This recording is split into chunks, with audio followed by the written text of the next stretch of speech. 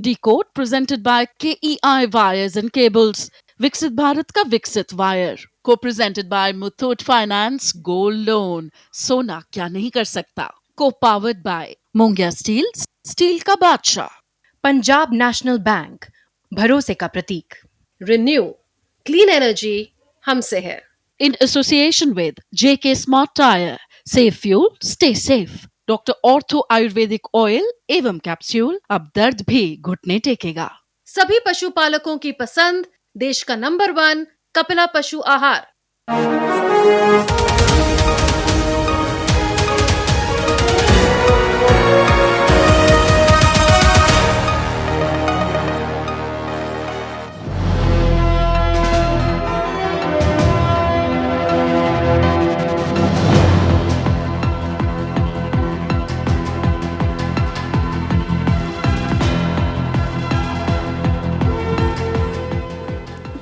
नमस्कार, मैं हूं सुधीर चौधरी और डिकोड में आपका स्वागत है। तो आइए आज की खबरों को आपके लिए डिकोड करते हैं। आज हम सबसे पहले राहुल गांधी की अभद्र भाषा का विश्लेषण करेंगे। आज राहुल गांधी ने प्रधानमंत्री मोदी की विदेश नीति पर बात करते हुए, उस पर सवाल उठाते हुए मर्यादा की सारी सीमाएं लांघ दी हैं।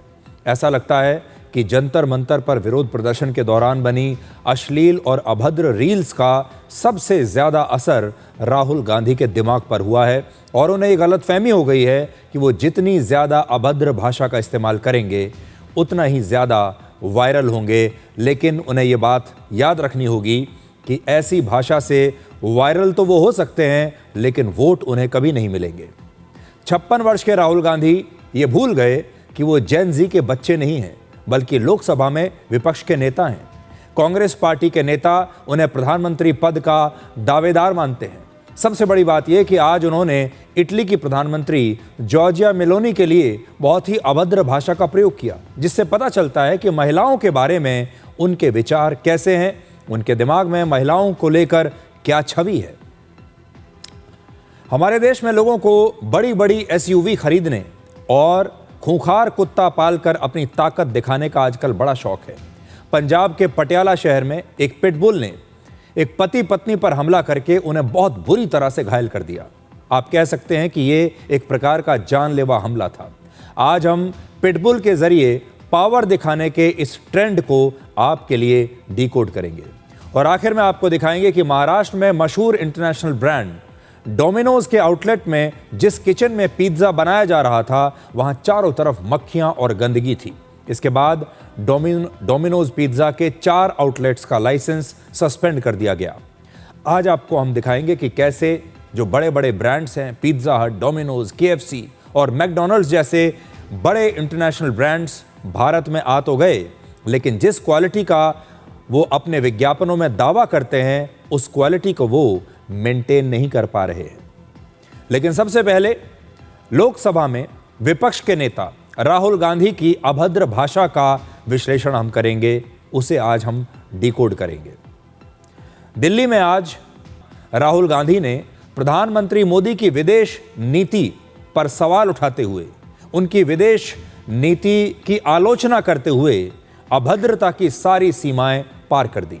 ऐसा लग रहा है कि राहुल गांधी जंतर मंतर पर जो विरोध प्रदर्शन हुआ था जेन जी का, उस दौरान जो अश्लील और अभद्र रील्स बनाई गई थी, उसका सबसे ज्यादा असर राहुल गांधी के दिमाग पर ही हुआ है और अब उनकी भाषा भी जंतर मंतर के विरोध प्रदर्शन के स्तर की हो गई है।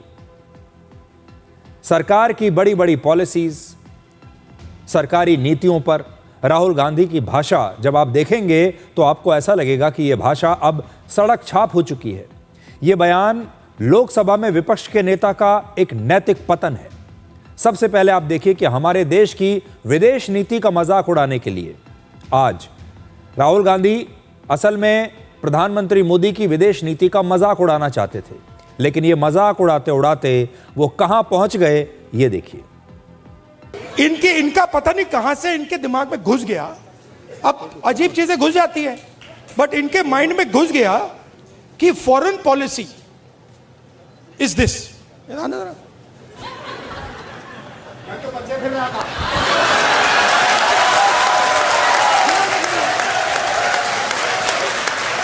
अब पता नहीं किसने डाला, कहां से घुसा कि भाई फॉरेन पॉलिसी का मतलब imagine the ignorance foreign policy. एक चीज पूछ सकता हूं? हाँ, मेलनी समझ के तो नहीं पकड़ा था? I have not reached there yet. But पता नहीं कहां से घुस गया कि फॉरेन पॉलिसी का मतलब नेताओं से गले लगना। जब आप विदेश नीति की आलोचना करना चाहते हैं तो जरूरी नहीं कि उसके लिए अभद्र भाषा का इस्तेमाल किया जाए। जरूरी नहीं कि किसी दूसरे देश की महिला प्रधानमंत्री का मजाक उड़ाया जाए। अभद्रता के इस ड्रामे में राहुल गांधी का साथ दिया संदीप दीक्षित ने। संदीप दीक्षित, मैं अभी बताऊंगा आपको कि कौन है। अब आप सोचिए, इन दोनों लोगों की जो सोच है, राहुल गांधी की जो सोच है, उसमें आप देखिए कि इन्हें इटली की प्रधानमंत्री जॉर्जिया मेलोनी का नाम लेने की असल में कोई आवश्यकता ही नहीं थी। अगर आपको प्रधानमंत्री मोदी की विदेश नीति की आलोचना करनी है तो इसमें इटली की प्रधानमंत्री जॉर्जिया मेलोनी का अपमान करने की आवश्यकता कहां थी। राहुल गांधी सोनिया गांधी के पुत्र हैं और संदीप दीक्षित जो उनके साथ खड़े हैं वो शीला दीक्षित के पुत्र हैं। शीला दीक्षित दिल्ली की पूर्व मुख्यमंत्री हैं, उनके पुत्र हैं संदीप दीक्षित। राहुल गांधी सोनिया गांधी के पुत्र हैं। सोनिया गांधी आप जानते ही हैं, कांग्रेस की पूर्व अध्यक्ष रह चुकी हैं, यूपीए की चेयरपर्सन रह चुकी हैं। सोनिया गांधी एक बहुत ही जानी मानी और वरिष्ठ नेता हैं, लोग उनकी इज्जत करते हैं, उनके ये पुत्र हैं। आज आप ये जान जाएंगे कि महिलाओं को लेकर इन दोनों लोगों के ख्याल क्या हैं, जबकि इन दोनों की जो माएं हैं वो बड़े बड़े ओहदों पर रही हैं। सोनिया गांधी पिछले 28 वर्षों से राजनीति में हैं, बड़े बड़े पदों पर रह चुकी हैं। शीला दीक्षित 15 वर्षों तक दिल्ली के मुख्यमंत्री रही। आज शीला दीक्षित तो इस दुनिया में नहीं है, लेकिन उनकी आत्मा बड़ी दुखी होगी आज जब उन्होंने अपने बेटे संदीप दीक्षित को ये बातें करते हुए सुना होगा, सिर्फ इसलिए कि थोड़ी सी तालियां बज जाएं, सिर्फ इसलिए कि लोग हंसने लगें, सिर्फ इसलिए कि वो वायरल हो जाए। आज सोनिया गांधी भी जब घर बैठकर टीवी पर या सोशल मीडिया पर अपने पुत्र की इस भाषा को देख रही होंगी तो सोचती होंगी कि उनकी परवरिश में कहां कमी रह गई कि राहुल गांधी महिलाओं के बारे में ये सब सोचने लगे। उनके ख्यालात ऐसे हैं। आज इन दोनों नेताओं ने, राहुल गांधी ने और संदीप दीक्षित ने, सोनिया गांधी और शीला दीक्षित की परवरिश पर भी सवाल खड़े कर दिए हैं। इसीलिए मैंने कहा कि शीला दीक्षित की आत्मा आज ये देखकर बहुत दुखी होगी और सोनिया गांधी को भी मुझे पूरा यकीन है कि अपने बेटे की ये बातें पसंद नहीं आई होंगी कि उनका बेटा इटली की महिला प्रधानमंत्री का इस प्रकार से मजाक उड़ा रहा है। और इटली तो उनके लिए वैसे भी एक खास देश है क्योंकि सोनिया गांधी का जन्म उसी देश में हुआ था। सोनिया गांधी का अपना देश है इटली, राहुल गांधी का ननिहाल है इटली, और उसी इटली की प्रधानमंत्री जॉर्जिया मेलोनी को वो इस प्रकार से अपने देश में, अपने कार्यक्रम में अपमानित कर रहे हैं। आज जॉर्जिया मेलोनी और जो दूसरे देशों के नेता हैं वो भी क्या सोचते होंगे भारत के लीडर ऑफ ऑपोजिशन के बारे में, उनके बौद्धिक स्तर के बारे में, उनके नैतिक स्तर के बारे में, उनकी भाषा के बारे में, कि अगर सरकार की आलोचना करनी भी है तो वो किस प्रकार की भाषा का इस्तेमाल कर रहे हैं और किस प्रकार एक दूसरे देश की महिला प्रधानमंत्री का अपमान कर रहे हैं। असल में राहुल गांधी को लगता है कि वो जितने अभद्र तरीके से बात करेंगे उतने ही ज्यादा वायरल होंगे। उन्हें यह गलतफहमी हो गई है, खास तौर पर जंतर मंतर पर जो ये विरोध प्रदर्शन हुआ जेनजी का, कि शायद पूरा भारत इसी तरह की अभद्र भाषा और बातों को सुन रहा है। उन्हें लगता है, ये गलतफहमी हो गई है कि भारत के लोगों को अब यही भाषा पसंद है। इसके अलावा आज इसी कार्यक्रम में राहुल गांधी ने प्रधानमंत्री मोदी के लिए भी बहुत अभद्र भाषा में बात की है। आज उन्होंने प्रधानमंत्री मोदी के लिए तू तड़ाक की बात की है। उनके लिए वही बातें, वही आरोप वो आप शब्द कहकर भी लगा सकते थे, आप कहकर भी संबोधित कर सकते थे प्रधानमंत्री मोदी को, लेकिन उन्होंने ऐसा नहीं किया। हमारे देश में कोई भी व्यक्ति अगर उम्र में या ओहदे में आपसे बड़ा होता है तो हम उसे सम्मान के साथ आप कहकर संबोधित करते हैं। लेकिन आज राहुल गांधी ने प्रधानमंत्री मोदी के लिए भी तू तड़ाक की भाषा का इस्तेमाल किया। राहुल गांधी की उम्र 56 वर्ष है और प्रधानमंत्री मोदी की उम्र 75 वर्ष है। प्रधानमंत्री मोदी राहुल गांधी से उम्र में बहुत बड़े हैं, लगभग आप समझ लीजिए दोनों के बीच 20 साल का फर्क है। ओहदे में बड़े हैं, उम्र में बड़े हैं और अनुभव में तो बहुत ही बड़े हैं। प्रधानमंत्री मोदी के लिए राहुल गांधी के मन में इतनी नफरत क्यों है कि उनके मन में जो शब्द भी निकलते हैं प्रधानमंत्री मोदी के लिए वो भी इतने आपत्तिजनक और अभद्र शब्द निकलते हैं। इतनी नफरत। राजनीतिक मतभेद अपनी जगह है, सरकार की नीतियों की आलोचना विपक्ष के नेताओं को करनी ही चाहिए, यह उनका धर्म है और राहुल गांधी को इसका पूरा अधिकार है।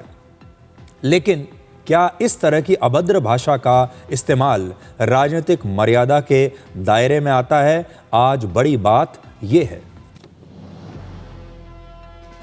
तो 56 साल के राहुल गांधी 75 साल के प्रधानमंत्री मोदी के लिए बहुत अभद्र भाषा का इस्तेमाल करते हैं। जो आज मैं आपको दिखा नहीं रहा हूं, उसको दिखाने की कोई ज़रूरत भी नहीं है, पर मैंने आपको बता दिया कि बहुत ख़राब भाषा थी। आप अपने घर में, अपने परिवार में, अपने समाज में, अपने से उम्र में ज़्यादा किसी व्यक्ति के लिए इस भाषा का प्रयोग नहीं करेंगे। आप ये समझ लीजिए जो आज उन्होंने प्रधानमंत्री मोदी के लिए किया है।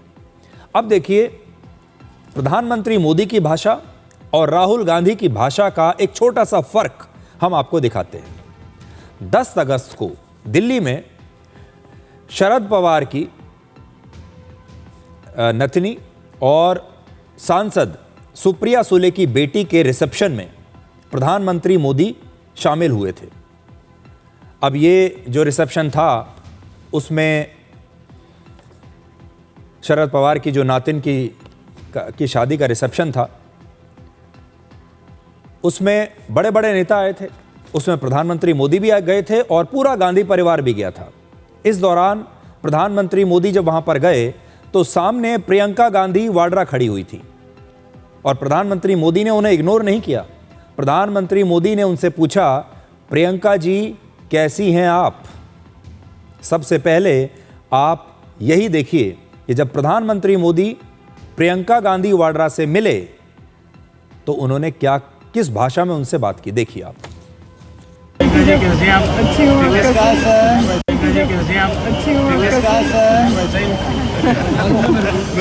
मैं आया थोड़ा बदल गया।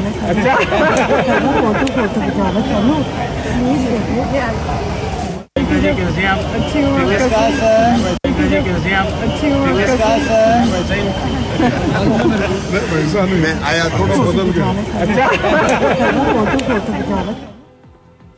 तो आपने देखा, प्रियंका जी कैसी हैं आप? प्रियंका जी कैसी हैं आप?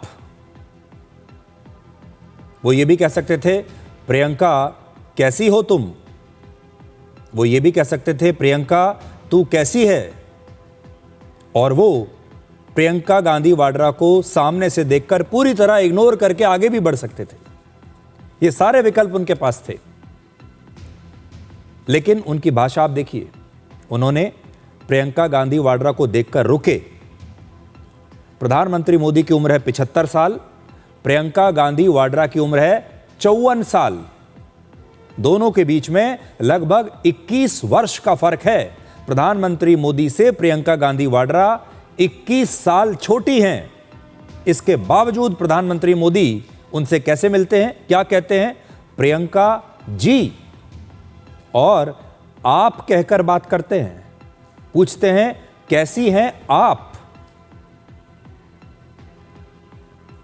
वो ये नहीं कहते प्रियंका कैसी है तू।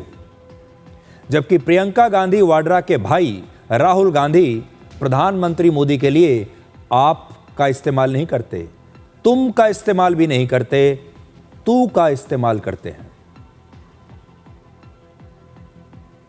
यह फर्क है प्रधानमंत्री मोदी की भाषा में और राहुल गांधी की भाषा में। असल में राहुल गांधी जो कर रहे हैं, हो सकता है उनको ऐसा लगता हो कि इस भाषा को बोलकर वो वायरल हो जाएंगे। वो शायद जेन जी बनने की कोशिश कर रहे हैं। उन्हें लगता है कि जंतर मंतर पर जो हुआ, जैसे रील्स वायरल हुए, उन्हें भी वैसी ही रील्स बनानी चाहिए। मुद्दे उनके पास बचे नहीं हैं, इसलिए अब वो नौटंकी का सहारा ले रहे हैं, अभद्र भाषा का सहारा ले रहे हैं। वो अब ऐसा लगता है कि ऐसे सोशल मीडिया इन्फ्लुएंसर बनने की कोशिश कर रहे हैं। इंस्टाग्राम पर अब उन्हें ऐसी ही रील्स डालनी चाहिए अगर उन्हें वायरल होना है तो। लेकिन उन्हें एक बात याद रखनी पड़ेगी कि ऐसी भाषा का इस्तेमाल करके एक मनोरंजक रील तो बनाई जा सकती है, वायरल हो सकते हैं, लेकिन चुनाव में वोट कभी नहीं मिलेंगे। तो क्या राहुल गांधी अब इन सारे लोगों से इंस्पिरेशन ले रहे हैं? क्या इनके जैसा बनना चाहते हैं? क्या इनके जैसी भाषा बोलना चाहते हैं? क्या उन्हें ऐसा लगता है कि अगर वो ऐसी भाषा बोलेंगे तो ये सारे जेन ज़ी के जो बच्चे हैं, ये राहुल गांधी को वोट दे देंगे अगले चुनाव में? उनकी बहुत बड़ी गलतफहमी है और शायद ऐसा लगता है कि इसीलिए अब वो अपने कार्यक्रमों में भी एक नौटंकी करने की कोशिश करते हैं, एक्टिंग करने की कोशिश करते हैं।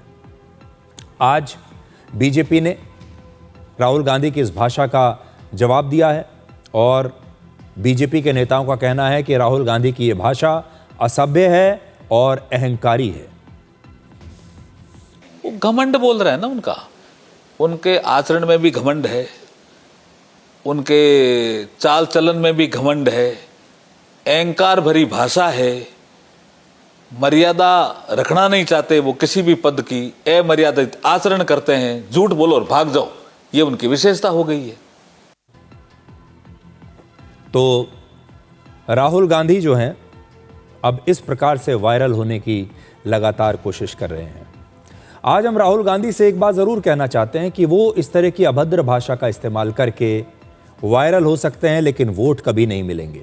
राहुल गांधी शायद ये भूल गए हैं कि प्रधानमंत्री मोदी को लेकर बार बार अभद्र भाषा का प्रयोग करने की वजह से आज कांग्रेस पार्टी पूरे देश में सिर्फ 99 सीटों पर सिमट गई है। और अगर राहुल गांधी की भाषा का पतन ऐसे ही जारी रहा तो भारत की जनता हो सकता है आने वाले समय में उन्हें और भी बड़ा सबक सिखाए। राहुल गांधी ये भूल गए कि वो जेन ज़ी के बच्चे नहीं हैं। अभद्र भाषा के लिए जेन ज़ी को तो माफ़ किया जा सकता है, लेकिन 56 साल के राहुल गांधी को माफ़ नहीं किया जा सकता।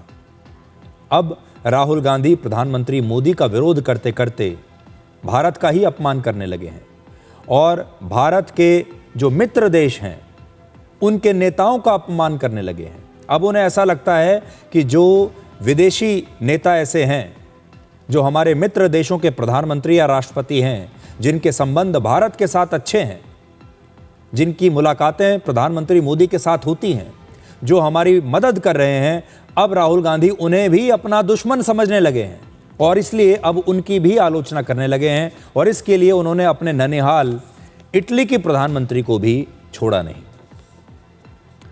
आज की दूसरी बड़ी खबर, जो कि राजनीतिक खबर है, वो ये है कि महाराष्ट्र के नांदेड़ में आज शिरोमणि अकाली दल के अध्यक्ष और पंजाब के पूर्व उप मुख्यमंत्री सुखबीर बादल पर एक हमला हुआ है, जिसमें उन्हें कुछ चोटें आई हैं और उनके हाथ में 3 टांके लगे हैं।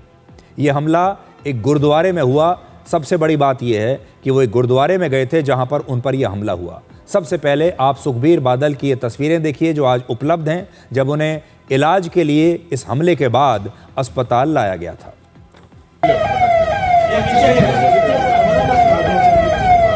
व्हीलचेयर फटाक से व्हीलचेयर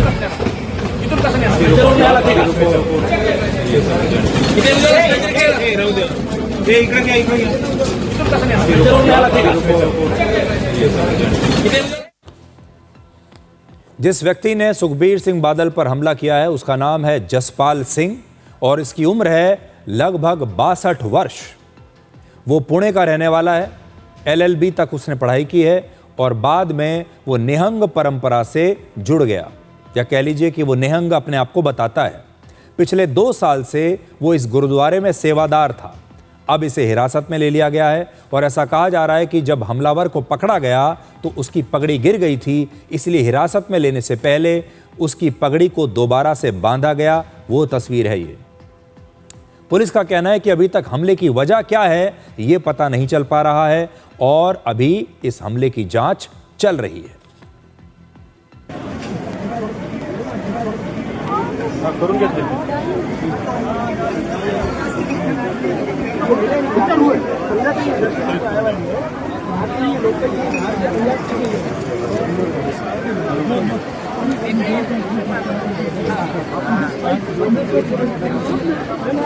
साहब जो है माता साहब गुरुद्वारा विज़िट पे गए थे, तो गुरुद्वारा विज़िट करने के बाद वहाँ से वापस आते वक्त सीढ़ियों के पास एक वहाँ का सेवादार है, उसने अचानक से आके अपने किरपान से अटैक करने की कोशिश की, जिसमें हमारा एक साहब को राइट हैंड में इंजरी हुई है और एक हमारा ऑफिसर है इंस्पेक्टर एसपीयू का, उसने वहाँ पे सिक्योरिटी में था, उसने हाथ से वो रोक लिया, उसको हाथ में थोड़ी सी इंजरी हुई है।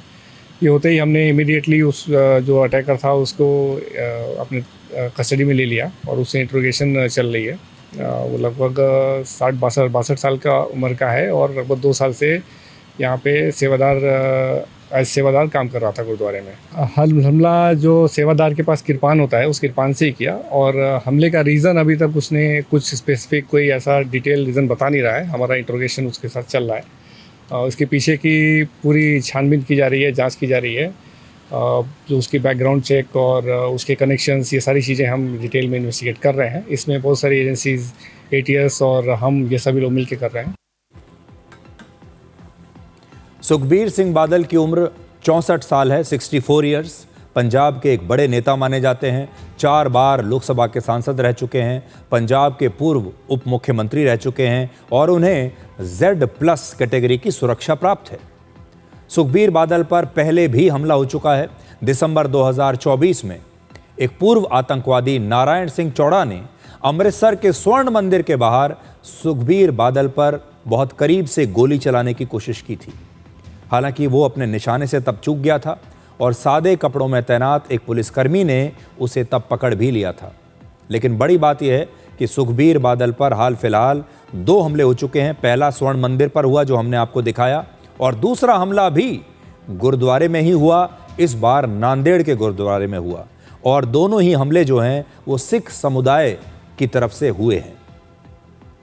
तो अब ये कहना तो मुश्किल है कि इस हमले के पीछे क्या कारण है, लेकिन 2 हमले अभी तक जो हुए हैं ये दोनों ही गुरुद्वारों में हुए हैं, दोनों ही सिख समुदाय की तरफ से हुए हैं। इसलिए ये जांच का विषय है कि सुखबीर बादल पर इस प्रकार के हमले क्यों किए जा रहे हैं। और पंजाब की अगर बात चल ही रही है तो पंजाब से एक और खबर आज हमारे पास आई है जो इसके बाद हम आपको दिखाना चाहते हैं। अब हम आपके लिए पिटबुल के जरिए पावर दिखाने के एक नए ट्रेंड को डिकोड करेंगे जिसकी आम जनता को बड़ी महंगी कीमत चुकानी पड़ रही है। पंजाब के पटियाला शहर में एक खूंखार पिटबुल ने एक पति पत्नी पर अचानक से हमला करके उन्हें बुरी तरह से घायल कर दिया, लहूलुहान कर दिया। 11 अगस्त को ये पति और पत्नी किराए पर एक घर लेने के लिए इस घर को देखने के लिए गए थे। जैसे ही इन्होंने दरवाजे पर डोरबेल बजाई, घंटी बजाई, घर के अंदर से एक पिटबुल निकल कर आया और उसने इन दोनों पर ही एक जानलेवा हमला कर दिया। पहले आप ये तस्वीरें देखिए।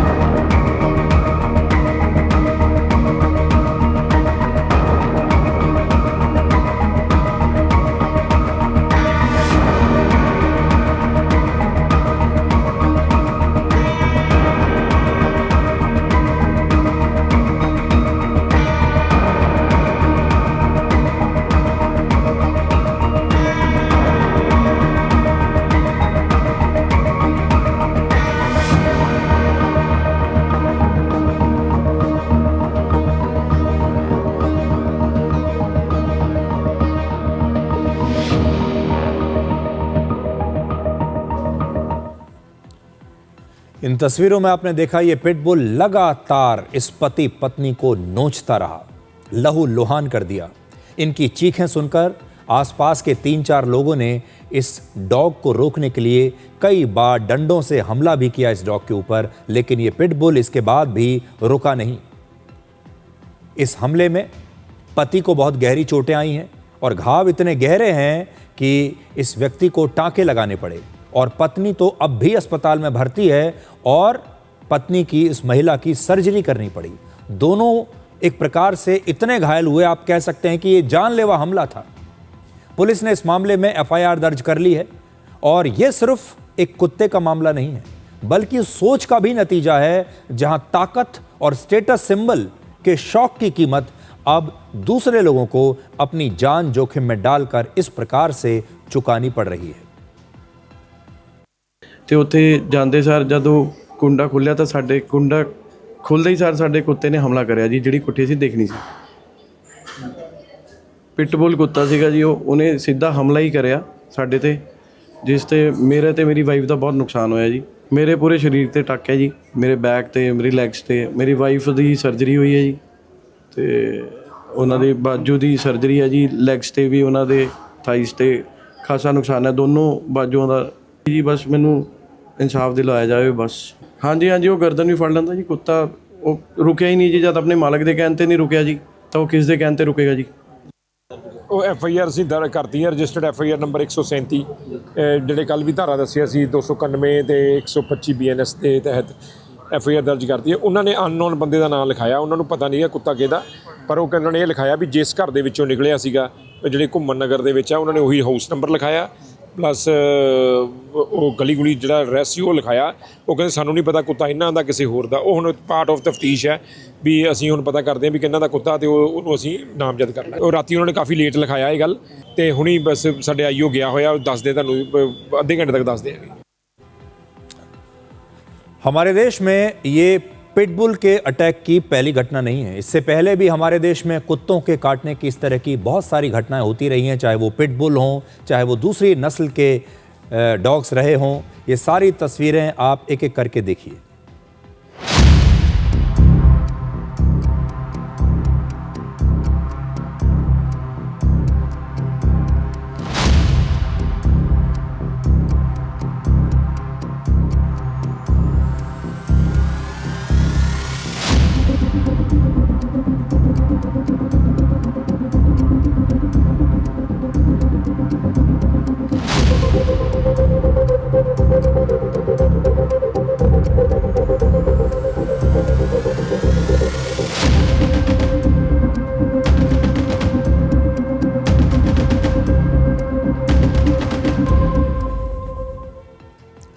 हमारे देश में लगभग 2 करोड़ परिवार ऐसे हैं जिनके घर में पालतू कुत्ते हैं, पेट डॉग्स हैं। 2 करोड़ के आसपास, अगर सही मैं आपको बताऊं तो 2.3 करोड़ परिवारों में आज पेट डॉग्स हैं। लेकिन इनमें से कुछ लोग ऐसे भी हैं जो पिटबुल को ताकतवर और आक्रामक छवि की वजह से अपने घर में रखते हैं। लेकिन पिटबुल डॉग को जो एक्सरसाइज चाहिए होती है, जो ट्रेनिंग उसे चाहिए होती है, जो सोशलाइजेशन उसे चाहिए होता है, उसकी ज़रूरतों को वो पूरा नहीं करते, क्योंकि शायद उन्हें पता ही नहीं है। पिटबुल बहुत ही हाई एनर्जी डॉग्स होते हैं, इनके अंदर बहुत ताकत होती है, बहुत एनर्जी होती है।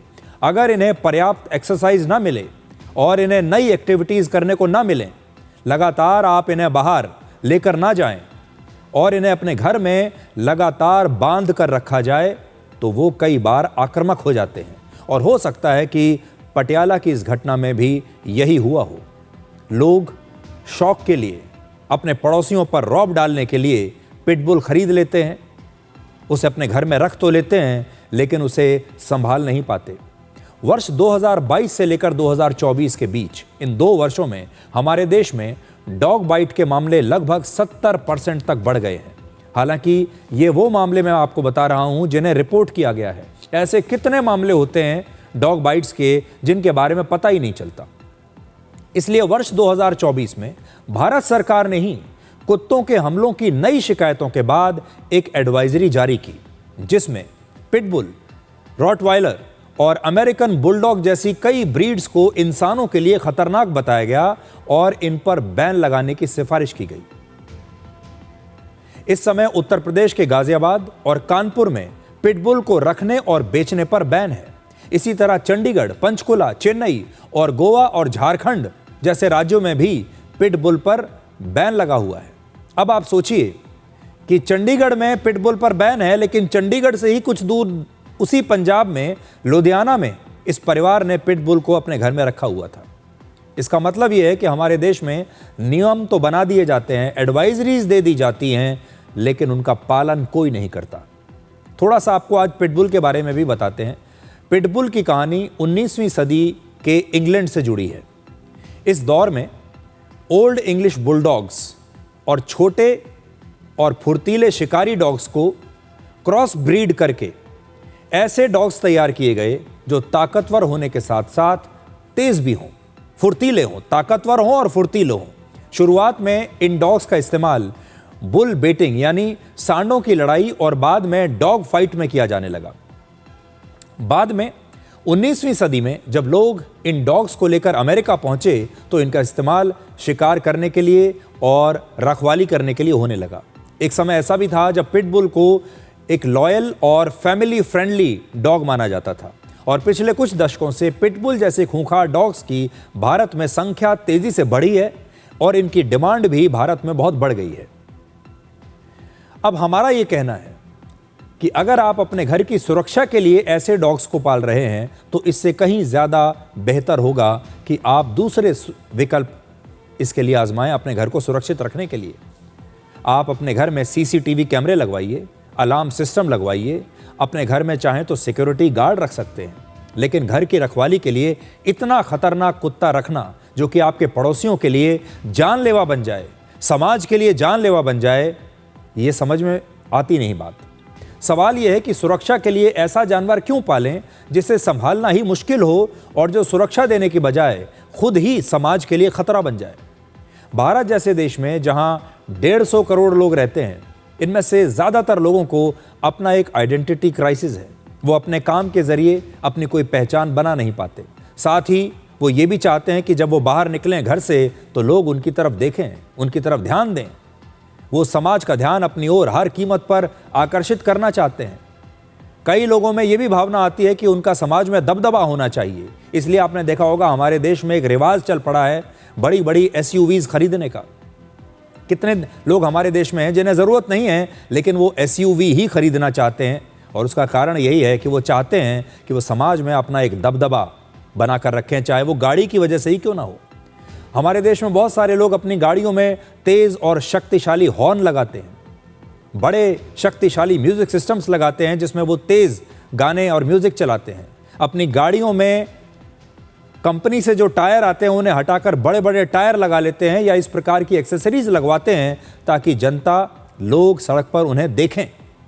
इसी तरह से कुछ लोग अपने घर में बड़े और ताकतवर डॉग्स को भी रखना चाहते हैं ताकि उनके आसपास के इलाके में वो लोगों को अपनी ताकत का एहसास करा सके। जब ये लोग इस प्रकार के खतरनाक डॉग्स को लेकर सड़क पर आते हैं तो इसमें भी उन्हें ऐसा ही एक ताकत का, एक पावर का एहसास होता है।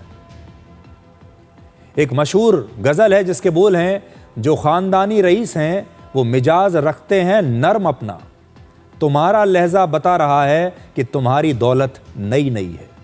और ये बात भारत के उन नए नए अमीर लोगों पर बिल्कुल फिट बैठती है जो अभी अभी नए नए अमीर बने हैं। उन्हें अब SUV चाहिए, उन्हें अब शक्तिशाली डॉग्स चाहिए, इन्हें आप अंग्रेज़ी में नियो रिच कहते हैं। और ऐसे लोगों की आदतें होती हैं कि वो बड़ी SUV रखना चाहते हैं और कभी खूंखार कुत्तों के ज़रिए समाज पर अपना रुतबा और दबदबा दिखाना चाहते हैं। अब आपको एयर इंडिया के बारे में आज की एक बड़ी खबर बताते हैं, और वो ये है कि अब एयर इंडिया और एयर इंडिया एक्सप्रेस के सभी पायलट्स का साइको एक्टिव सब्सटेंस टेस्ट किया जाएगा। इसे आप आसान भाषा में ड्रग टेस्ट भी कह सकते हैं। आपको याद होगा कल ही डिकोड में हमने सभी एयरलाइंस को ये सुझाव दिया था कि अब हर एक पायलट का साइको एक्टिव सब्सटेंस टेस्ट भी होना चाहिए। अभी तक तो ब्रेथ एनालाइजर टेस्ट हुआ करता था जिससे ये पता चलता था कि पायलट ने शराब तो नहीं पी, लेकिन अगर पायलट ने ड्रग्स ली हुई है, गांजे जैसा नशा किया हुआ है, तो उसका कैसे पता चलेगा? आज एयर इंडिया ने इस टेस्ट को सभी पायलट्स के लिए अनिवार्य कर दिया है। एयर इंडिया और एयर इंडिया एक्सप्रेस दोनों एयरलाइंस में मिलाकर लगभग 5000 पायलट्स हैं। ये फैसला 4 अगस्त को फुकेट से दिल्ली आ रही फ्लाइट में जो हादसा हुआ था उसके बाद लिया गया है। आपको याद होगा, इस प्लेन को मुख्य पायलट गांजा पीने के बाद गांजे के नशे में उड़ा रहा था और इस दौरान इस फ्लाइट में एयर टर्बुलेंस की वजह से ये फ्लाइट 300 फीट नीचे आ गई और बहुत सारे जो यात्री थे उन्हें ये बात समझ में आ गई कि पायलट जो है वो नशे में है और उसने यात्रियों के साथ भी जिस प्रकार का व्यवहार किया वो ठीक नहीं था। अब यात्रियों ने भी शिकायत की है और जो क्रू मेंबर्स हैं उन्होंने भी इस पायलट की शिकायत की है। और जब यात्रियों ने शिकायत की तो इस पायलट का साइको एक्टिव सब्सटेंस टेस्ट किया गया जिसमें वो पॉजिटिव पाया गया और वहीं से ये पता चला कि इस पायलट ने गांजे का नशा किया था। हमारे देश में हर डोमेस्टिक और इंटरनेशनल उड़ान से पहले पायलट और केबिन क्रू का एक ब्रेथ एनालाइजर टेस्ट होता है। इसके जरिए ये पता चलता है कि पायलट या केबिन क्रू ने शराब तो नहीं पी है, लेकिन सबसे चौंकाने वाली बात यह है कि ब्रेथ एनालाइजर टेस्ट में गांजा जो होता है या इस प्रकार के जो दूसरे सब्सटेंस होते हैं उनके नशे का पता नहीं चलता। इसलिए अब साइको एक्टिव सब्सटेंस टेस्ट जरूरी हो गया है क्योंकि इसके जरिए गांजा, कोकेन या दूसरे ड्रग्स के नशे का पता लगाया जा सकता है। वर्ष 1974 में एक बड़ी मशहूर फिल्म आई थी जिसका नाम था रोटी, कपड़ा और मकान। उस फिल्म का पोस्टर मैं आज आपको दिखा रहा हूं। इस फिल्म में रोटी को सबसे ऊपर रखा गया है क्योंकि उस समय की ये 3 सबसे बड़ी बुनियादी ज़रूरतें थीं। सबसे पहले रोटी, फिर कपड़ा और मकान। फिर 1974 में ही एक और फिल्म आई थी जिसका नाम था रोटी। इन फिल्मों के नाम मैं आपको आज इसलिए बता रहा हूं क्योंकि उस ज़माने में रोटी यानी 3 वक्त का खाना किसी भी व्यक्ति के जीवन में सबसे बड़ा मुद्दा होता था। 3 टाइम का खाना कैसे मिलेगा? ये वो समय था जब राशन की दुकान पर लंबी लंबी लाइनें लगती थी। लोगों को अगर भरपेट खाना मिल जाए तो ये बहुत बड़ी बात हुआ करती थी। ज़्यादातर लोग अपने खाने में या तो रोटी खाते थे या चावल खाते थे और उस समय अनाज, सब्जियां और फलों में केमिकल्स नहीं मिलाए जाते थे। इसलिए जो भी खाना मिलता था, चाहे थोड़ा मिले, चाहे दिन में 1 बार मिले या 2 बार मिले, वो खाना शुद्ध होता था। उस समय मसालों में मिलावट नहीं थी। दूध और पनीर शुद्ध हुआ करते थे, घी शुद्ध हुआ करता था। खाने के तेल में पाम ऑयल की मिलावट नहीं होती थी, यानी खाने की हर चीज़ शुद्ध होती थी और इसीलिए लोग बीमार कम पड़ते थे। अब इस फ्लैशबैक से आज के ज़माने में आइए। आज भारत में 80 करोड़ लोगों को मुफ्त राशन मिलता है। लाइन में लगने की भी ज़रूरत नहीं। अब लोग सिर्फ रोटी और पराठा नहीं खाते। अब लोगों को मिस्सी रोटी चाहिए, किसी को बटर नान चाहिए। न जाने कितने तरह की ये रोटियां आजकल आपको होटल्स और रेस्टोरेंट्स में मिलेंगी, कितने तरह के आपको नान मिलेंगे। किसी को लच्छा पराठा चाहिए, पराठों की भी अलग अलग किस्में आ गई हैं। किसी को फ्राइड राइस चाहिए, किसी को पिज़्ज़ा चाहिए, पास्ता चाहिए, बर्गर चाहिए, उसमें भी अलग अलग फ्लेवर्स के। पिछले 5 वर्षों में हमारे देश में घर से बाहर खाना और ऑनलाइन फूड मंगाना 20% तक बढ़ गया है। जबकि पुराने ज़माने में, जबकि मैं आपको बात बता रहा हूँ, लोग अपने घर में ही खाना बनाते थे, अपने घर में ही खाना खाया जाता था, घर का बना हुआ शुद्ध खाना। वर्ष 2023 में ही लोग हर महीने, भारत के लोग हर महीने औसतन लगभग 8 बार या तो घर से बाहर खाना खाते थे या ऑनलाइन खाना मंगवा रहे थे। 2023 का आंकड़ा मैं आपको बता रहा हूँ। भारत के लोग कम से कम महीने में 8 बार बाहर से खाना खा रहे हैं। यानी जो खाना एक ज़माने में बुनियादी ज़रूरत था, जिसे लोग भूख मिटाने के लिए खाते थे, अब लोग उसी खाने को स्वाद के लिए खाते हैं, एक्सपीरियंस के लिए खाते हैं। आज हमारे देश में न जाने कितने तरह की रोटियां मिलती हैं, कितने ही प्रकार के नान मिलते हैं, न जाने कितने फ्लेवर्स के पिज़्ज़ा हैं, पास्ता हैं, बर्गर्स हैं। दुनिया का कोई ऐसा कुजीन नहीं जो भारत में ना मिलता हो। और बाज़ार में बना बनाया और पैकेज्ड फूड तो मिलता ही है, जिसमें पहले से ही न जाने कितने प्रकार के केमिकल्स मिले होते हैं और उसे आप घर में लाकर 2 मिनट में बनाकर खा सकते हैं। लेकिन सबसे बड़ा सवाल यह है, क्या ये खाना सेफ है? आज किसी भी रेहड़ी, ठेले या खोमचे से लेकर बड़े बड़े रेस्टोरेंट्स या होटल्स तक आप जो भी खाना खा रहे हैं उसमें मिलावट ही मिलावट है, और ये मिलावट सिर्फ और सिर्फ मुनाफे के लिए की जाती है। जो लोग फूड बिजनेस में हैं, जो खाना बेचने वाले लोग हैं, उनके पास अपना मुनाफा कमाने का सबसे बड़ा तरीका यही है कि वो उस खाने में घटिया, मिलावटी और बासी सामान का इस्तेमाल करें। उसमें सारा मिलावटी सामान होगा, बासी सामान होगा, घटिया सामान होगा, लेकिन आपसे पैसा पूरा लिया जाएगा, तभी तो मुनाफा कमाएंगे। और इसी वजह से आज आपके पेट में जाने वाला ये खाना ही आपका सबसे बड़ा दुश्मन बन गया है। आज से कुछ वर्ष पहले, कुछ दशकों पहले जो सबसे बड़ी चुनौती था खाना, आज वो हमारा सबसे बड़ा दुश्मन बन गया है। सबसे बड़ी समस्या ही यही है कि भारत में मिलावटी खाने को लेकर कानून तो हैं, लेकिन उन पर अमल कोई नहीं करता। और आज अगर आप बाहर जाएं, भारत में जितने भी बीमार लोग आपको मिलेंगे जिन्हें कोई ना कोई बीमारी है, उनमें से ज्यादातर लोगों को खाने से ही ये बीमारियां हुई हैं। चाहे वो डायबिटीज हो, चाहे वो ब्लड प्रेशर हो, चाहे वो कैंसर हो, ये वो बीमारियां जब इनको ठीक से चेक किया जाएगा तो पता चलेगा इसके पीछे जो सबसे बड़ा कारण है वो है घटिया खाना जो लगातार आपके पेट में जा रहा है। हमारे देश में फूड रेगुलेटर्स भी बहुत सख्त नहीं है, नियम कानून सख्ती से उनकी इम्प्लीमेंटेशन नहीं है।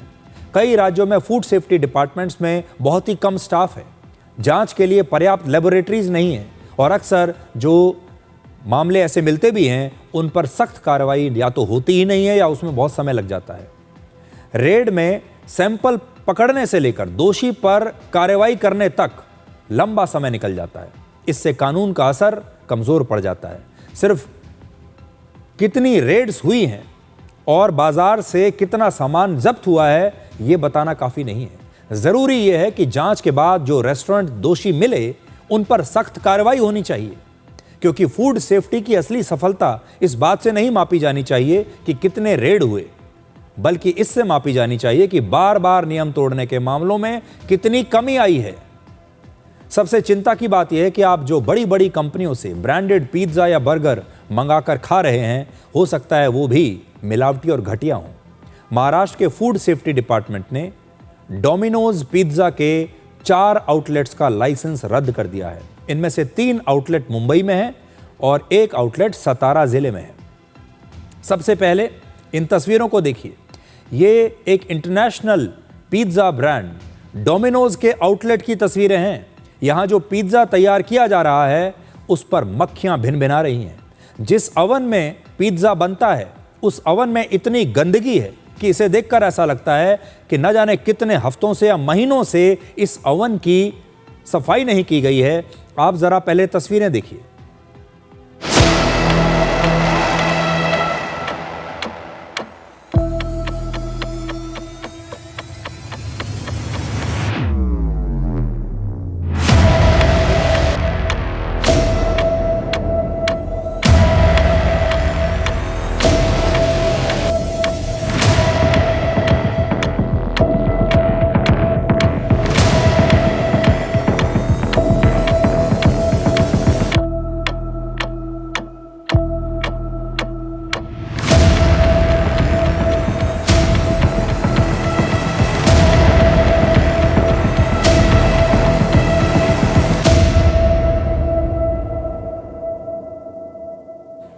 तो जो तस्वीरें अभी आपने देखी हैं, ज़रा एक बार देखिए उन तस्वीरों को। अगर ऐसे अवन में पिज्ज़ा बना है तो क्या आप खाना चाहेंगे? इतने गंदे अवन में जो पिज्ज़ा बनाया जा रहा है, अगर इस प्रकार से आपका पिज्ज़ा बन रहा है जिसमें मक्खियां बैठी हुई हैं, क्या आप ये पिज्ज़ा खाना चाहेंगे? डोमिनोज पिज्ज़ा के जिन आउटलेट्स का लाइसेंस रद्द किया गया उन पर अलग अलग आरोप हैं। जैसे इन आउटलेट्स में गंदगी थी, वेजिटेरियन और नॉन वेजिटेरियन फूड को अलग नहीं रखा जाता था। तो जो लोग वेजिटेरियन हैं उन्हें पता होना चाहिए कि ऐसे बहुत सारे आउटलेट्स ऐसे हैं जहां वेज और नॉन वेज खाना दोनों एक साथ रखा जाता है, आपको पता भी नहीं चलता। कीड़े मकोड़ों को रोकने के लिए पेस्ट कंट्रोल की व्यवस्था नहीं थी। पिज्जा बनाने वाले अवन और दूसरी मशीनों की साफ सफाई लंबे समय से नहीं हुई थी और खाने के पैकेट पर एक्सपायरी डेट ठीक से लिखी नहीं थी। अब सोचिए जरा, डोमिनोज जो कि एक मल्टीनेशनल ब्रांड है, दुनिया के 90 से ज़्यादा देशों में उसके 22,500 आउटलेट्स हैं। उसके कुछ आउटलेट्स में देखिए कैसे नियमों की धज्जियां उड़ रही हैं। भारत में डोमिनोज के लगभग 2,500 आउटलेट्स हैं। हर रोज़ ये 5.5 लाख पिज्ज़ा बेचते हैं, यानी हर रोज़ लाखों लोग डोमिनोज का पिज्ज़ा खा रहे हैं अभी भारत में। अब ज़रा सोचिए, इस घटिया पिज्ज़ा की वजह से लाखों करोड़ों लोगों को अब तक ना जाने कितनी बीमारियां हो चुकी होंगी और उन्हें पता भी नहीं होगा।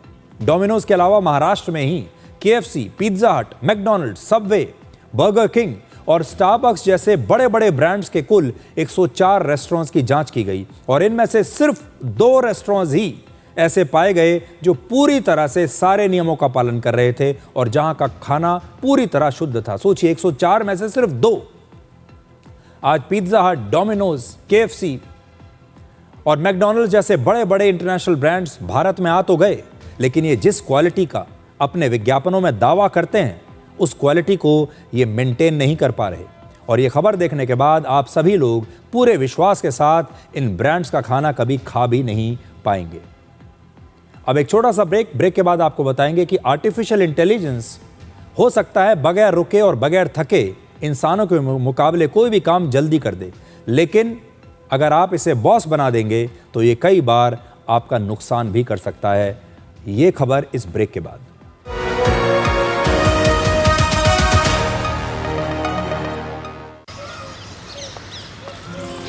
नंदिका, क्या हुआ? शॉर्ट सर्किट हो गया। यहाँ स्पेशलिस्ट की जरूरत है। मामूली वायर्स नहीं, वायर्स का स्पेशलिस्ट।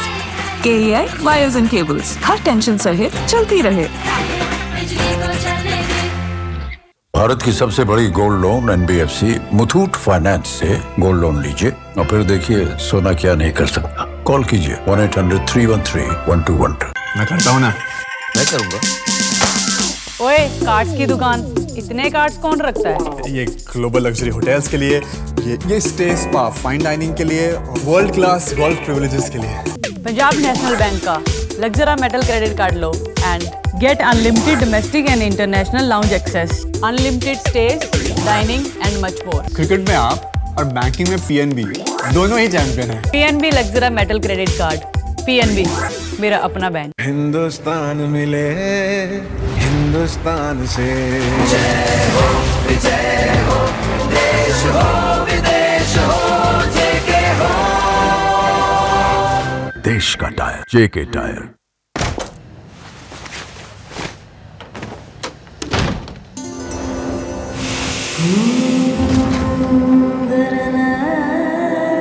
सौ प्रतिशत शुद्ध सैंडलवुड ऑयल से बना, असली गुणों से भरपूर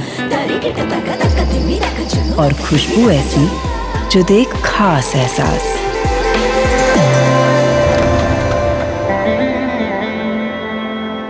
मैसूर सैंडल सोप, मेरा रॉयल ब्यूटी रिचुअल। तीनों कॉलेज में। डोंट वरी, फीस तो देखो। क्या हाल है? क्या हुआ? हाँ, फीस की टेंशन। राहुल का बैंक अकाउंट तो है ही, रास्ता क्लियर। बैंक से जरूरत भर के हिसाब से स्टूडेंट एजुकेशन लोन इजीली मिलेगा और उसमें भी 4 लाख रुपए तक, नो कोलैटरल। वो कहाँ है? मिठाई। RBI कहता है करो से ही शुरुआत, बनो फाइनेंशियली स्मार्ट। सबके हिस्से, सबके हिस्से, धूप का टुकड़ा, धूप का टुकड़ा, हमसे खिल गया देश का। रिन्यू बदल रहा है इंडिया की क्लीन एनर्जी की कहानी और इसके साथ है सूरज, हवा और पानी। रिन्यू क्लीन एनर्जी हमसे है। भारत की सबसे बड़ी gold loan NBFC Muthoot finance से गोल्ड लोन लीजिए और फिर देखिए सोना क्या नहीं कर सकता। कॉल कीजिए 1-800-313-1212।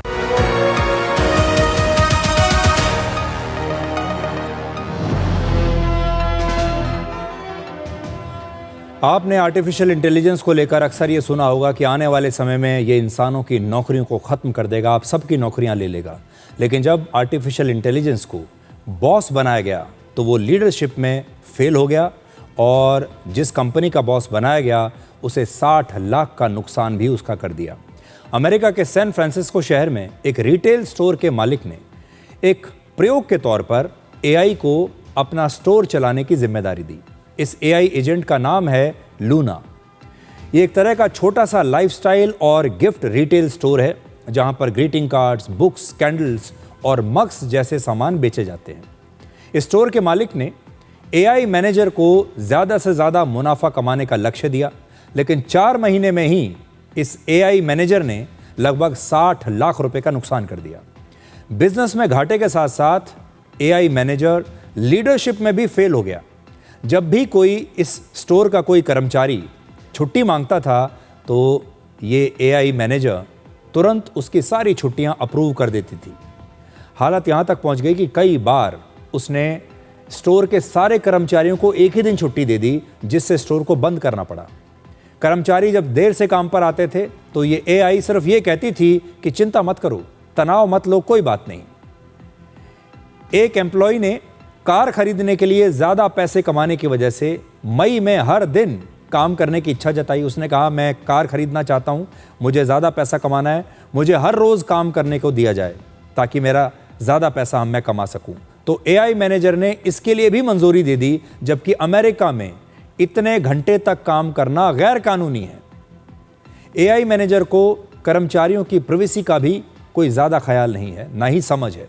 उसने एक कर्मचारी की सैलरी सार्वजनिक कर दी। इसके अलावा वो एम्प्लॉयज़ को देर रात और वीकेंड के दौरान भी मैसेजेस करती थी। लीडरशिप के अलावा बिजनेस में भी इस एआई ने कई गलतियां की। जिन प्रोडक्ट्स की बिक्री कम थी उन्हें भी वो दोबारा से खरीदकर मंगवा रही थी। और इंस्टाग्राम का जो इस स्टोर का इंस्टाग्राम पेज है, उसका पासवर्ड भूलने की वजह से कई हफ्तों तक उसने सोशल मीडिया पर इस स्टोर का प्रमोशन किया ही नहीं। इतना नुकसान होने के बावजूद भी इस एआई मैनेजर को एक्सपेरिमेंट से हटाया नहीं जाएगा, क्योंकि इस कंपनी को अब भी उम्मीद है कि समय के साथ साथ ये एआई मैनेजर ज़्यादा स्मार्ट हो जाएगी, ज़्यादा बिजनेस सेवी हो जाएगी, जिससे आगे चलकर मुनाफा हो सकता है। ये खबर आपको बताती है कि एआई इंसानों को पूरी तरह से आज भी रिप्लेस नहीं कर सकता। एआई बहुत तेज़ है, बहुत सारा डेटा कुछ ही सेकंड में पढ़ सकता है, ड्राफ्टिंग कर सकता है, कई कामों को इंसान से ज़्यादा तेज़ी से कर सकता है, इंसान से ज़्यादा तेज़ी से सोच सकता है। लेकिन बिजनेस में सिर्फ इंटेलिजेंस नहीं, कॉमन सेंस, जजमेंट और अनुभव भी चाहिए। कानून, प्राइवेसी, जिम्मेदारी और इंसानी व्यवहार को समझने के लिए इंसान ही आज भी सबसे ज़्यादा कारगर हैं। इंसान की जगह आज भी एआई नहीं ले सकते। इसके अलावा भी आपने देखा होगा, जब आप एआई का इस्तेमाल करते हैं कई बार वो आपको गलत रास्ता बता देता है। कई बार जब आप किसी मुसीबत में फंस जाते हैं तो वो आपको गलत सलाह देता है। कई एआई चैटबॉट्स ऐसे भी हैं जिन्होंने लोगों को आत्महत्या करने तक की सलाह दे दी। हमारे जो युवा हैं उन्हें भटकाने की कोशिश की। इसलिए आज बड़ी बात यह है कि एआई का नाम तो बहुत हो रहा है, एआई फैशन में तो है, लेकिन जब आप पूरी तरह से एआई पर आश्रित होंगे तो आपको पता चलेगा कि एआई आज भी फैसले लेने में इंसान से बेहतर नहीं है। अब एक छोटा सा ब्रेक, और ब्रेक के बाद डिकोड जिंदगी में आपको दिखाएंगे आज का विचार।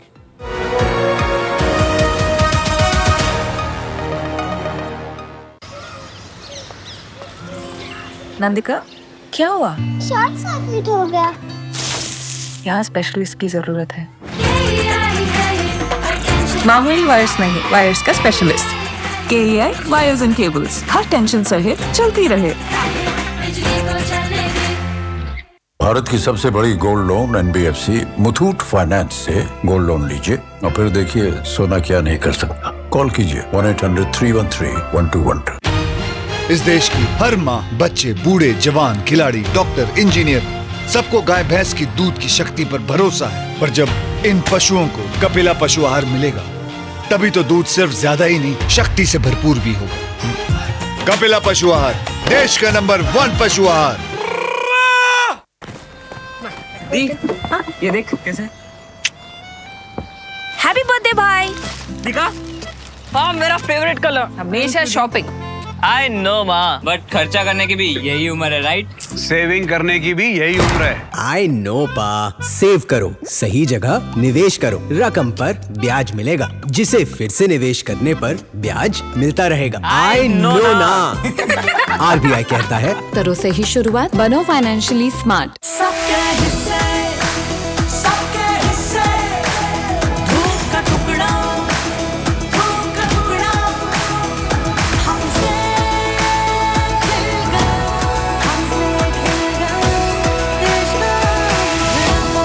रिन्यू बदल रहा है इंडिया की क्लीन एनर्जी की कहानी, और इसके साथ है सूरज, हवा और पानी। रिन्यू क्लीन एनर्जी हमसे है।